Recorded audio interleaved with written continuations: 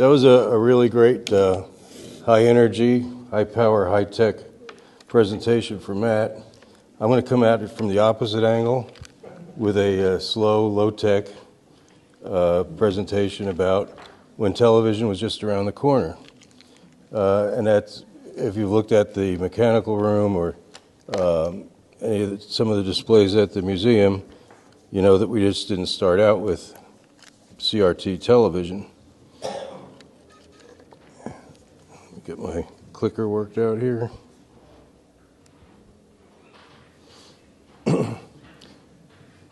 So, when there we go. Throughout history, there was a desire for seeing at a distance, and it was really just a dream. Is this early picture of correspondence cinema phonotélégraphique, like an early version of a dream of video dating. And then as the 20s came along, radio news even picked up on the idea that television would be ready for getting closer and closer.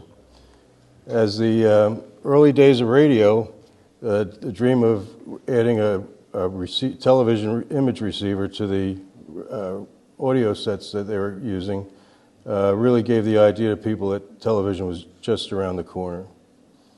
Surely the big screen even was coming, and with that you can see even big commercials on the TV. There's also a dream of seeing from all angles, like a precursor to a 3D television. And soon television will make you a spectator even at the news events of the day. You can see he's got a remote control for the camera on the rooftop of his truck there. And who wouldn't want to record and play back their favorite programs right on a phonograph disc? And there were methods of recording some images. There was a Cooley photo system that actually was put on the air for a while. But it was really well understood what the requirements were for television. You had to divide an image into a number of components, convert each component into an electric signal, send the signals to another location by wire or wireless, convert the electrical signals back to image components, and reassemble the image components in the proper position, and then repeat those steps rapidly so the human eye sees a moving image. And Alexander Bain's 1842 invention earned him a posthumous Emmy Award in 2016 for the first concept of breaking an image down to its components. Now you can see up on top, he had a line for a sync signal, which was locking two pendulums together. And then there was a photochemically treated paper that they would read on one side, and then it could, with a battery, like burn an image onto the other side. So even though it was never really produced, he was recognized for having the first system of really breaking it down and sending it in 1842. Soon when selenium was discovered in 1817, but it was decades later that this man, Willoughby Smith, utilized its property as a semiconductor in his system for testing underwater telegraph cables. But he soon found out that the selenium behaved erratically, and it was becoming more and more conductive when it was exposed to light.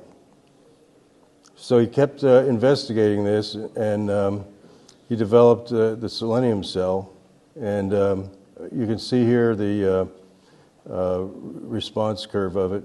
But he was also one to receive another posthumous Emmy in 2017 for what was called the concept of optoelectric transconduction, or taking light and converting it to an electrical signal. And it would be others that would use this device in these early televisions. But there's also systems developed to send a still image.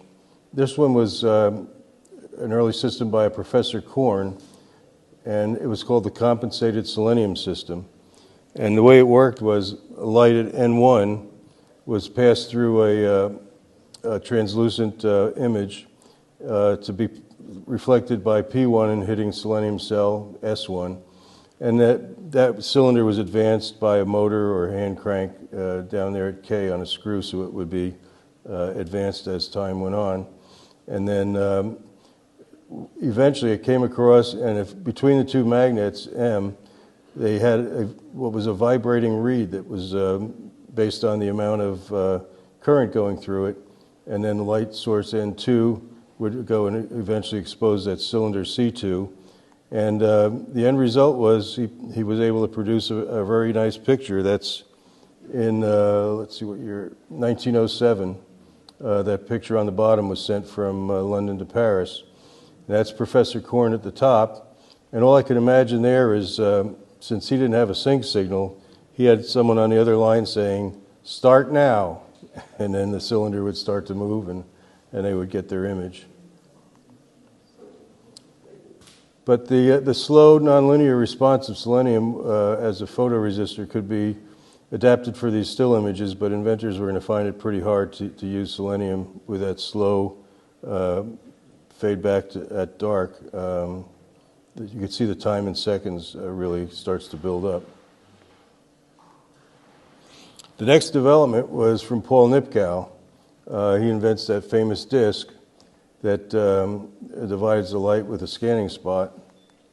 And a very simple explanation of how it works: the light going through the transmitter disc, picked up by the selenium cell and converted to light, and then reproducing an image. I was surprised to find out that late in his life, Nipkow, 72 years old, spoke to a reporter about the Christmas Eve in 1883, when a poor and hungry inventor, he was working on ideas for what he called his favorite problem, the televisor. And he said that as soon as the idea hit him, he jumped up and danced around the room like one possessed, so that his landlady came full of terror, fearing something had happened to him. But what he said that happened to him was just a beautiful thing. It was the best Christmas he had. He was no longer felt hungry. He felt rich and happy. Of course, I don't know that he ever got rich, but he at least, his spirit was enriched by his idea coming through.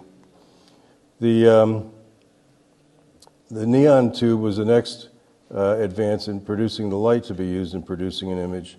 This is the phases of construction of one of these. You've probably seen the examples of these tubes over in the museum.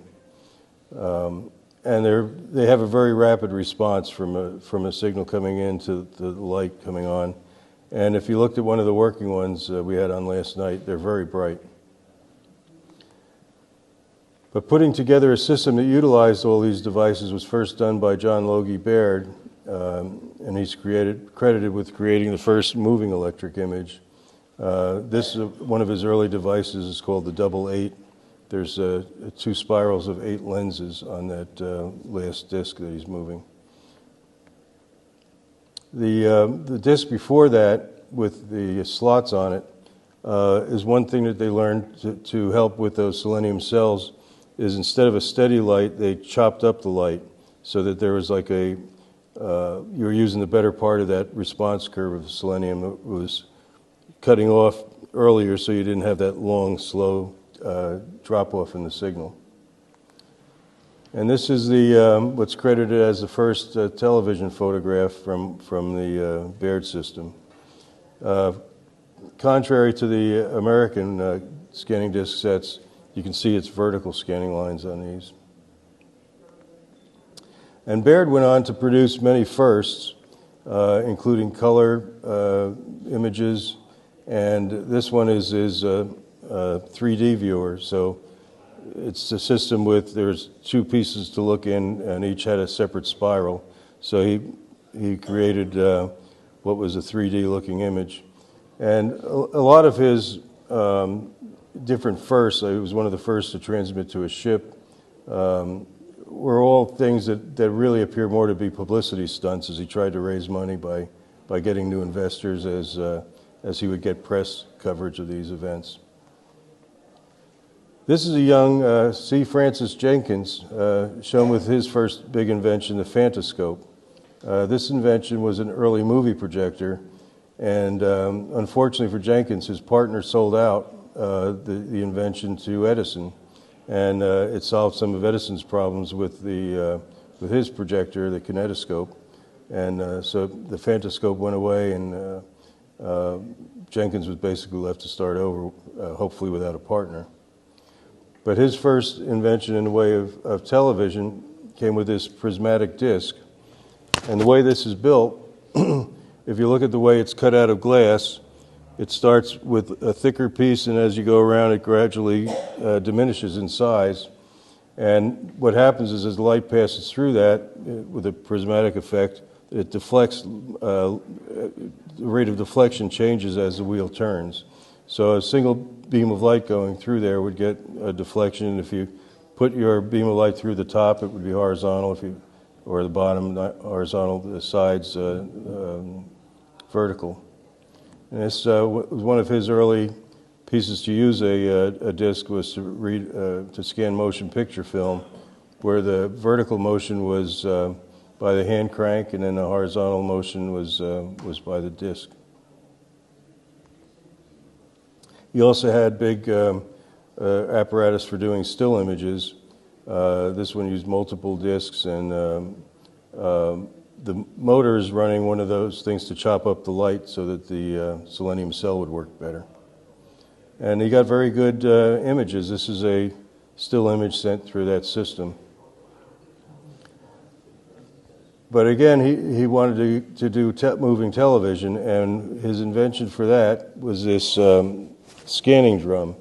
So the neon tube would have been placed in the center of the drum, and the light from the tube, as the drum turned, went through these quartz rods, kind of like a early idea of fiber optics, to light up the respective holes on the drum. This is a diagram of how that system worked, and you can see that in this one, the neon tube all the way on the right actually had 4 elements in it, and then like in a car distributor on the far left, there's the contacts to engage each part of the neon tube as it was needed. And that neon tube would be slid into the cylinder, the light reflected up the top and magnified for the viewer. This is a picture of, these are pretty rare, the 4-element neon tubes. And this is Jenkins with that set. I've never seen anything that these were actually produced for sale, or if they were, none have survived that I know about. But he did make presentations to the press and to the public, and that's Jenkins holding one of those tubes on the left. And it picked up coverage. This is the radio news coverage of that new product that would be coming out, because certainly now television was just around the corner. What year is that, Mike?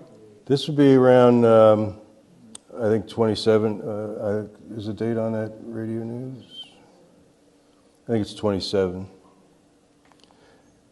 Now, in order to improve the viewer's ability to follow a story, because if you looked at any of the scanning discs here, it'd be about impossible. But he found it best to use what they called shadow movies, so that the performers are backlit. The woman there is holding the what they call a transmitter. They didn't call it a camera, and that's Jenkins directing the action. And this is another one he made with the audio receiver built into it, but again, it's one I've only seen in pictures. The next development to improve these televisions was the photoelectric cell. They used a photoemissive coating inside of the bulb, and as DC voltage is applied to the anode, the incoming light produces a small current. These cells were an improvement in sensitivity with a faster and more linear response, certainly than the selenium cells. And to get more current, the amount of current was is in microamps. They would use more tubes and bigger tubes. So some of them had an array of maybe 6 big tubes around the reflectors. So in 1923, Bell Labs decides to investigate television to keep the Bell system abreast of the great advances in the art of television. And this assignment went to this Dr. Herbert Ives, who became very famous for his work. And he was given as opposed to the independent inventors, he had a sizable staff and a sizable budget. and he got some pretty good results. This is one of the first times I used it to just transmit photographs from Cleveland to New York. This is at the funeral of President Harding. That's President Coolidge and his wife. And they sent a total of 15 photographs, and it only took 2 hours. There'd be a lot of flicker if you tried to make a motion picture out of that. And this describes one of the two-way telephone setups. So this man with the microphone is in front of the transmitter that would be scanning him. You can see a light source back there, and the scanning disc is in there too. And then the equipment to send it down the line. And one of the first celebrities that was Secretary Hoover making a video phone call. They also made for a number of people to view an image what they called the neon tube grid receiver.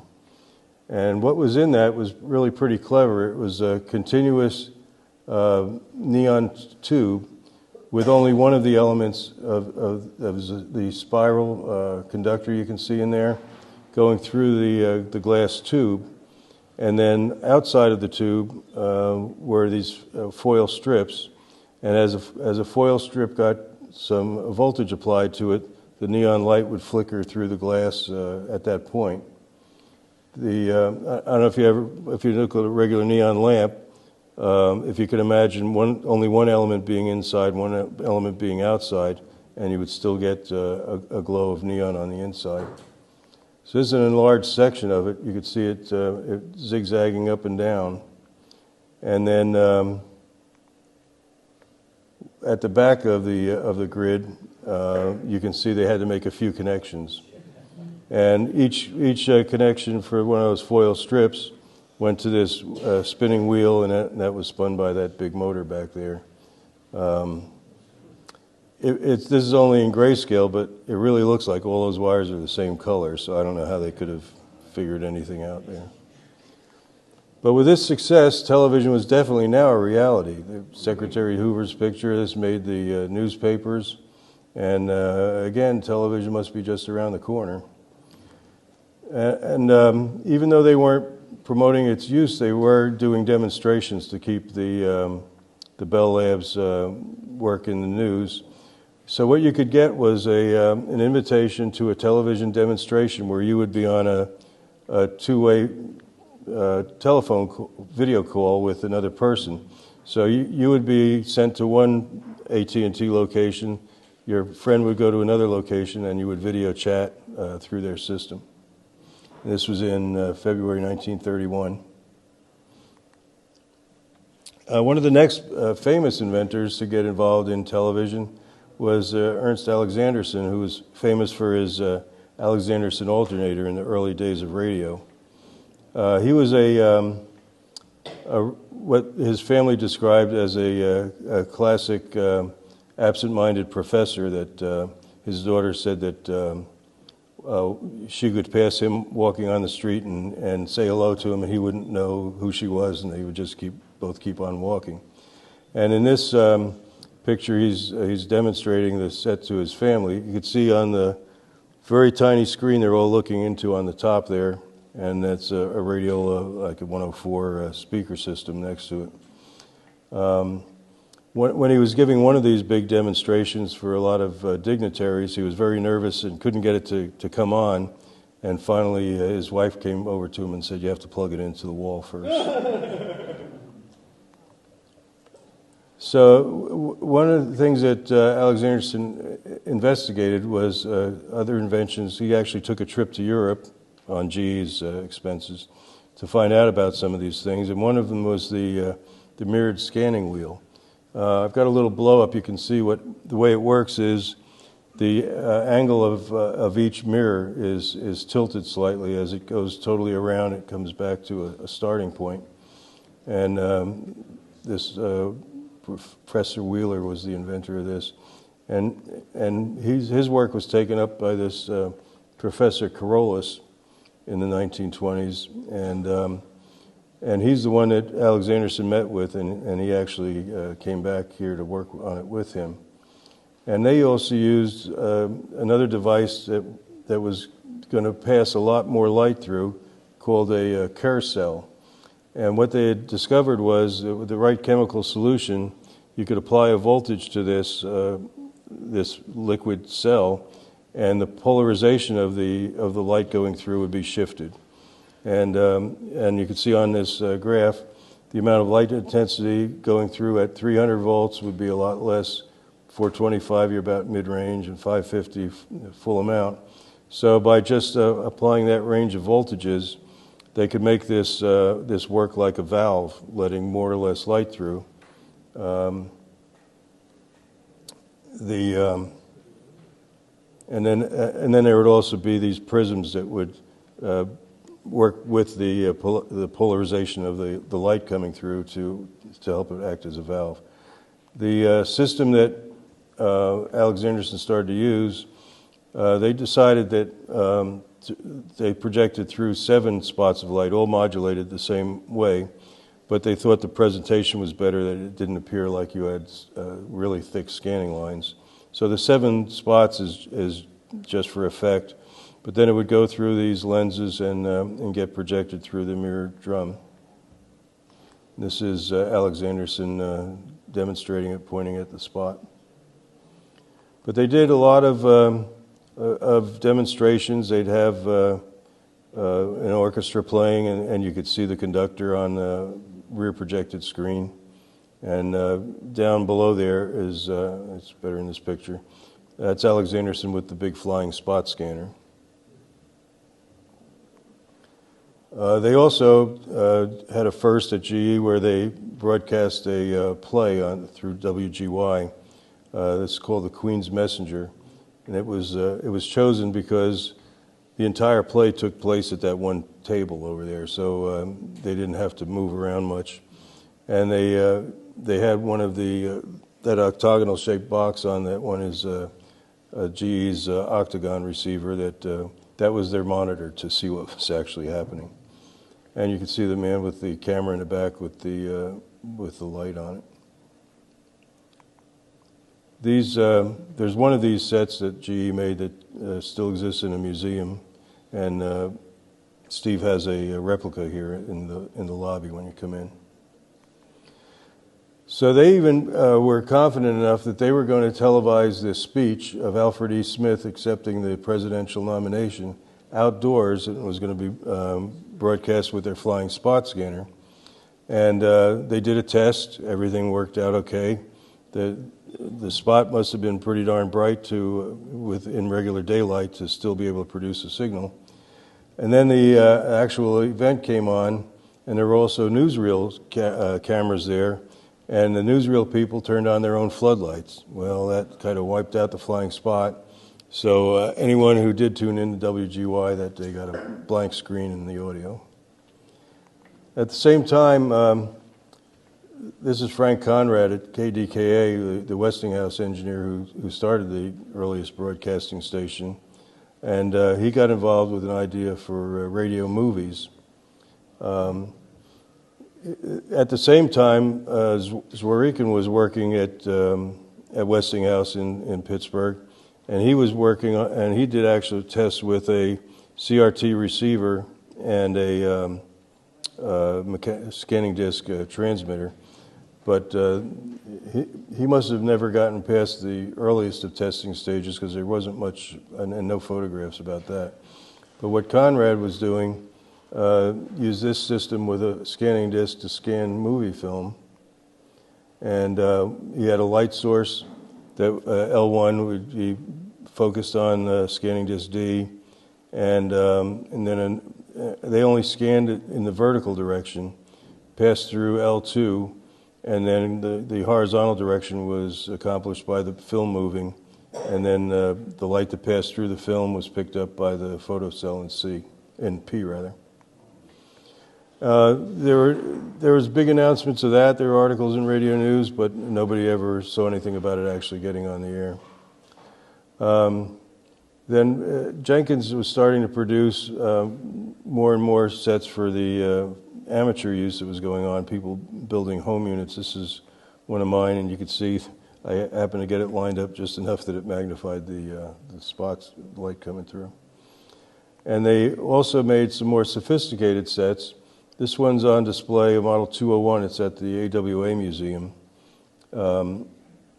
It uses a scanning drum, neon tube in the center, and then to make the drum compact, it has this obscuring disc that they called it, that would be synchronized by sharing the same shaft geared down from the motor, moving the drum, so that at any time, if you look at the 4 dots that are in the rectangle in the center, that was the imaging area. So at any time, 3 of them were blocked by the obscuring disc, and only the proper one for that frame went through. If you look at the way it has 3 there, they were using 45 line triple interlaced. So that's how they were accomplishing that. And they got some promotions. This was in 1927, a demonstration. And again, they were transmitting, but there was no great interest. But this story reported in the November-December 31 television news shows something that I hadn't heard about before, how there was a lot of activity in Chicago with mechanical televisions. And you can see some of the sets that were being produced in the area. And as I looked into this, I found out that television in Chicago never would have happened if it wasn't for William Randolph Hearst, a confident and enthusiastic teenage inventor, and Eskimo pies.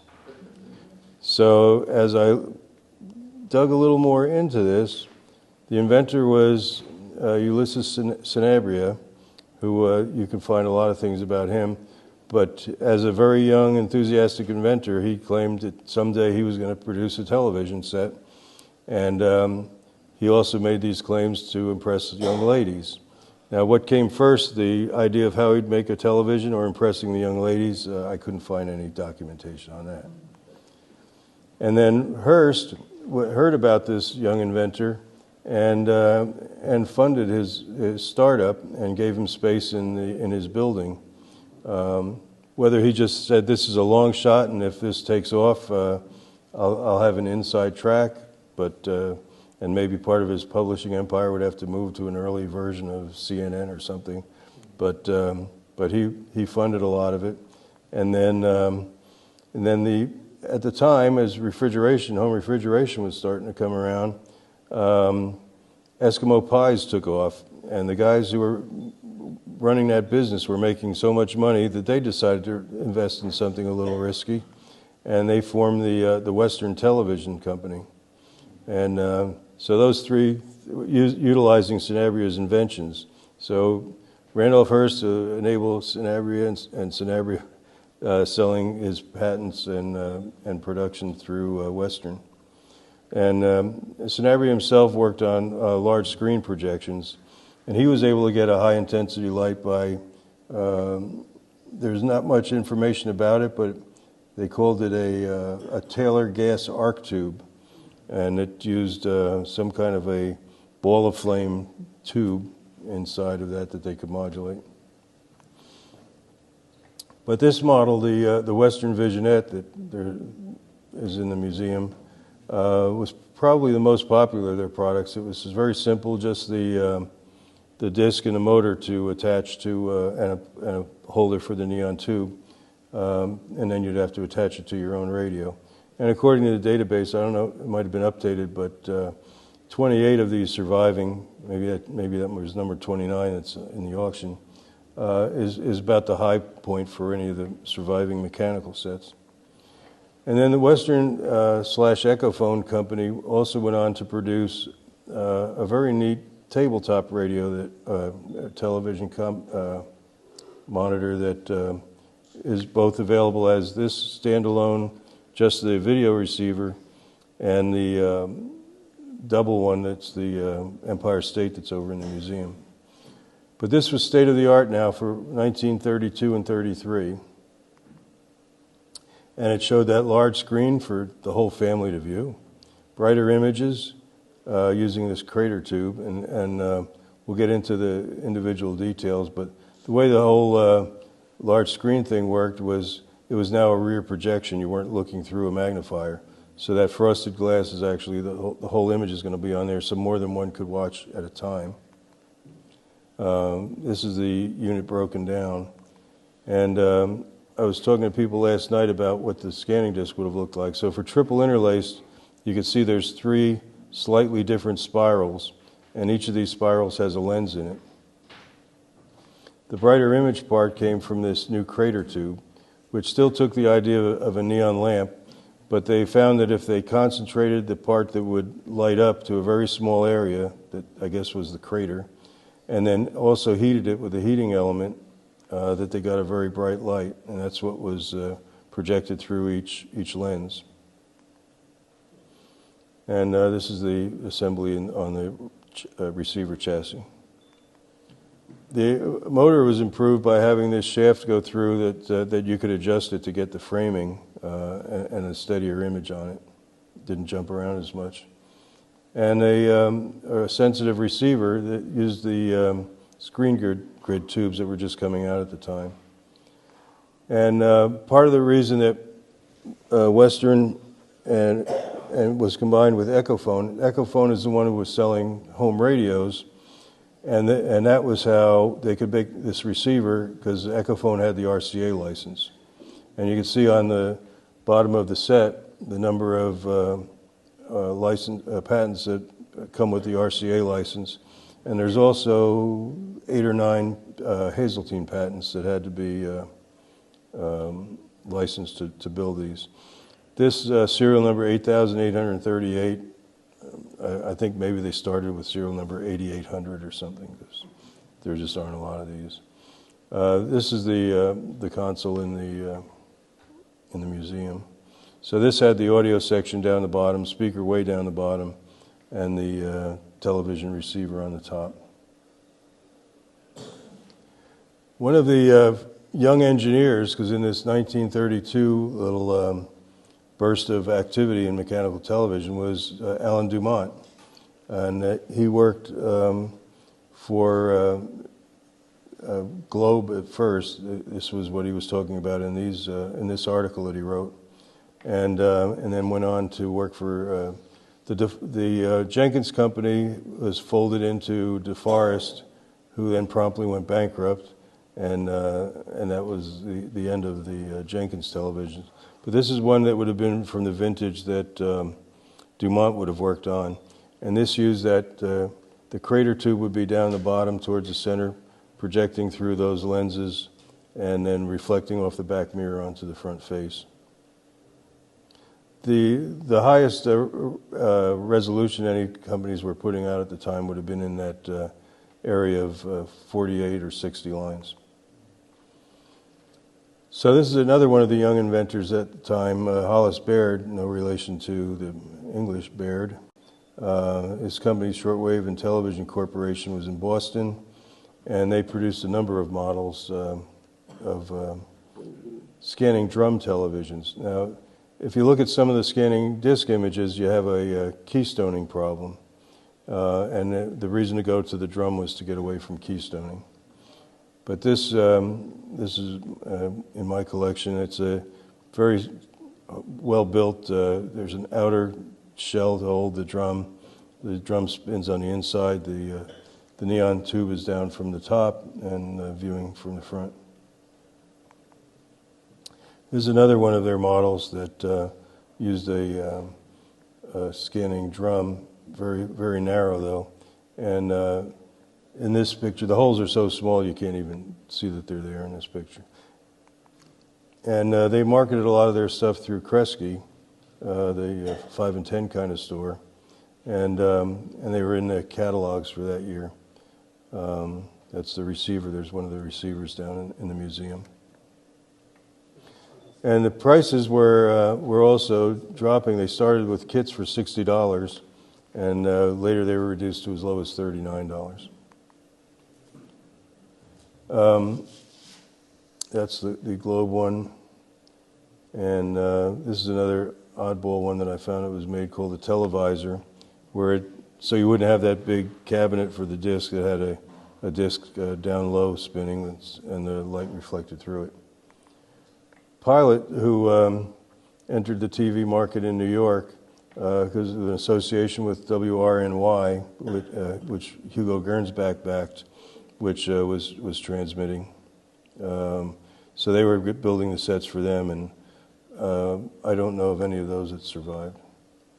And this is their the CBS television studio in 1930 in New York, where they were experimenting with scanning disc television. And a lot of the effort was from people reading the magazines was to build your own. Hopefully, you would get someone who could buy the disc from, because if you think about it, if you're going to have 48 lines in a 1-inch area of the disc, each hole you're making is going to be 1/48 of an inch, and you've got to precisely line it up, index it down enough for the next spot coming down, which it's hard to imagine someone doing that at home. And then they also had the worry of the different formats that were out there. This cartoon shows the troubles experimenters would have, because you'd have to build one of every kind for everyone who was transmitting if you wanted to get all the shows that were out there. One company, Davin, made a triple disc, so it had 3 formats on the same disc, and you would move that slide up and down to take your viewing port to the right part on the disc. But all of this showed that if you were going to try to watch TV, you still had to make a lot of choices of who would be in your area and what format they would have, anywhere from 24 lines, 30 lines, 36, 45 triple interlaced, 48, 60, and then even an 80 and 96 out in California. And from that same home experimenter, there were guides in television news as to everything to try when your images are all coming out wrong, flipped upside down, you name it.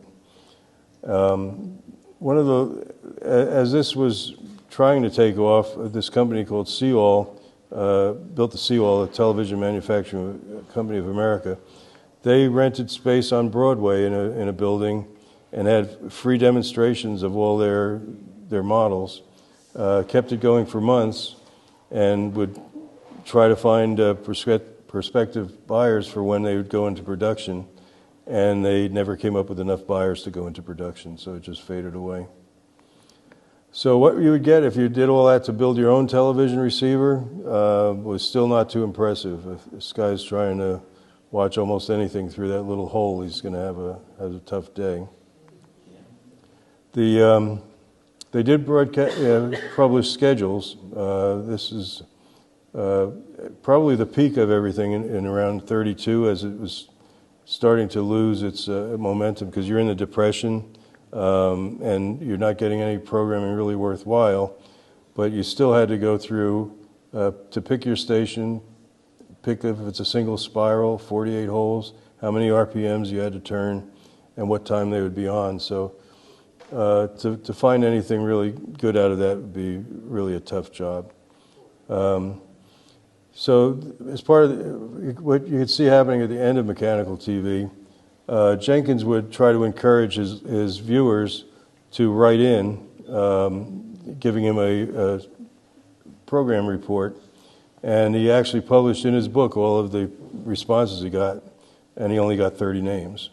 So his shadow movies did not exactly take hold. In that 1933 interview, Paul Nipkow was asked about the progress on mechanical television using his discs. And he said, if I'm not mistaken, the Braun tube, with the long glass tube with a deflective cathode ray, has the most prospect for realization, so the inventor was giving up too. Alexanderson wrote an article in February 27 issue of Radio News that, based on his research, he could see that he could produce a really quality image. But if he was to try to do that at 16 frames per second, he'd have to improve the scanning time to 1/1000th of what he was able to do with his hardware. So he was giving up that his hardware wasn't going to do the job. He did admit that he thought there might be some useful service if all you wanted to do was get an image of your buddy who you already recognized and say, yep, that's him, and he's waving to me. But he didn't see much beyond that. This is kind of a sad thing. In 1932, Philo Farnsworth took his electronic equipment to England for a demonstration to the Baird Corporation.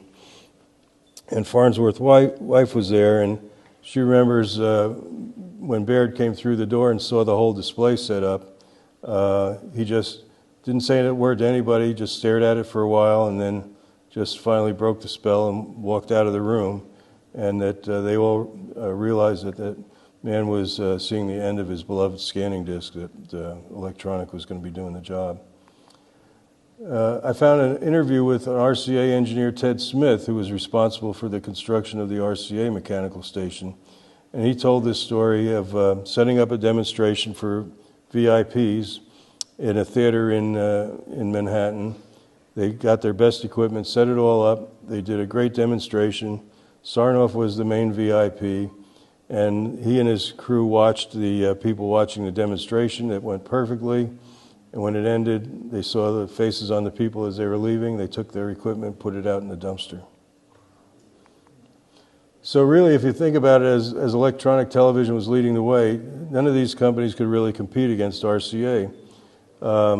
This is a breakdown of how much they had put in by this time period. This would be late 30s, that they had close to 10 million getting invested. And if you were an RCA license holder, like a company like that Western had to be, why go and do your own research? Because with your license, you got all the information on what RCA was doing, and they would be very happy to have you build electronic TVs with their license. So as the electronic sets came in, the field tests were going on too. This is an early one in 32 field test receiver on the left. That's Darrell Hawks. And an RR359 field test in an engineer's home. And when you look at the comparison of a 60-line scanning disk to 120-line on a CRT, especially with the little bit of blending you get from the phosphors on the screen, there's really no comparison. If anyone looked at the two, you were not going to buy the scanning disk television. So Felix was happy, and as I was doing this research, as happens in many a bad science fiction movie, myself and my assistant, Lila, that's her on the left, we decided to experiment on ourselves.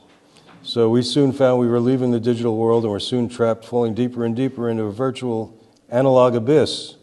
And we tried to move around in a 45-line, triple interlaced resolution world, and before we got permanently trapped in this quagmire, we were able to escape from the lens of our 45-line Western Visionette. And then that's us just before we escaped. Well, thanks for watching.